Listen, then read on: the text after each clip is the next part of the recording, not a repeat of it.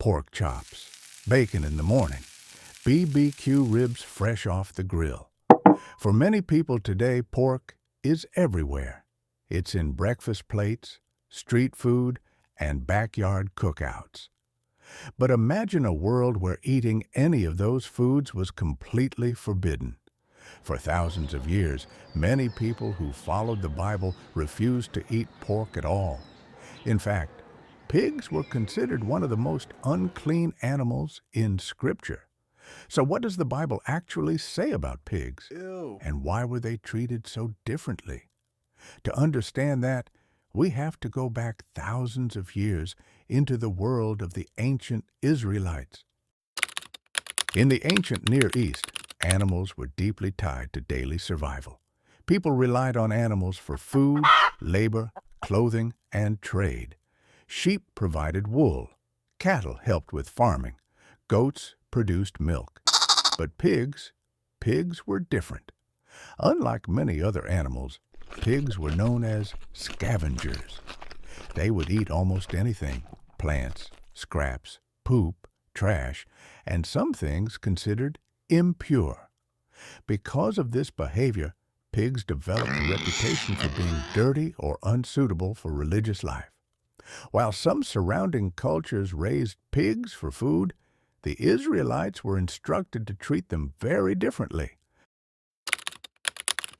The reason pigs were avoided in ancient Israel comes from the dietary laws given in the Law of Moses. In the book of Leviticus, God gave the Israelites specific instructions about which animals were considered clean and which were unclean. Leviticus 11:7 says, "And the pig, though it has a divided hoof, does not chew the cud. It is unclean for you." To be considered clean for eating, land animals needed to meet two conditions. They needed to have split hooves, and they needed to chew the cud, meaning they re-chewed their food like cows and sheep. Pigs only met one of these conditions. They had split hooves, but they did not chew the cud. Because of this, they were classified as unclean animals, and the Israelites were instructed not to eat them. This dietary restriction became an important part of Jewish identity. Avoiding pork was not just about food, it became a way of marking a distinct way of life. Over time, the avoidance of pork became more than just a dietary rule. In the Gospel of Luke, Jesus tells the story of a young man who leaves his father's home and wastes his inheritance. After spending everything he has, a famine strikes the land. The young man becomes desperate. Luke 15:15 describes what happens next. He finds work feeding pigs. For a Jewish audience hearing this story, this moment was shocking. Pigs were unclean animals. Working among them represented humiliation and spiritual distance. The story goes even further. The young man becomes so hungry that he begins to long for the food the pigs were eating. In that moment, he realizes how far he has fallen, and it becomes the turning point that leads him back home. The pigs in this story represent rock bottom, a place where someone finally realizes the need for change. Another well-known moment involving pigs appears in the Gospel of Mark.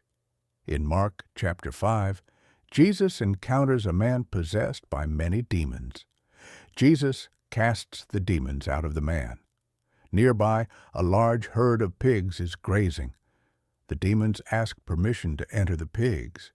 When Jesus allows it, the pigs rush down a steep hillside and plunge into the sea. Scholars often see this story as symbolic. The pigs, already considered unclean animals, become a dramatic image of impurity being removed. The moment shows Christ's authority over spiritual forces. But it's fascinating that the pigs were used as the scapegoats in this story. Throughout the Bible, even animals carry deeper meaning, and pigs, interestingly enough, became a symbol connected to purity, identity, and spiritual boundaries. In ancient Israel, avoiding pork became one of the ways people marked their commitment to God's laws. Interestingly, modern studies in veterinary medicine have identified over 30 diseases that pigs can potentially transmit to humans, especially through improperly handled or undercooked pork. So when pigs appear in the Bible, they represent more than just an animal. They become part of a larger story about boundaries, identity, and how communities understood purity and health long before modern science could explain it. Thank you for watching.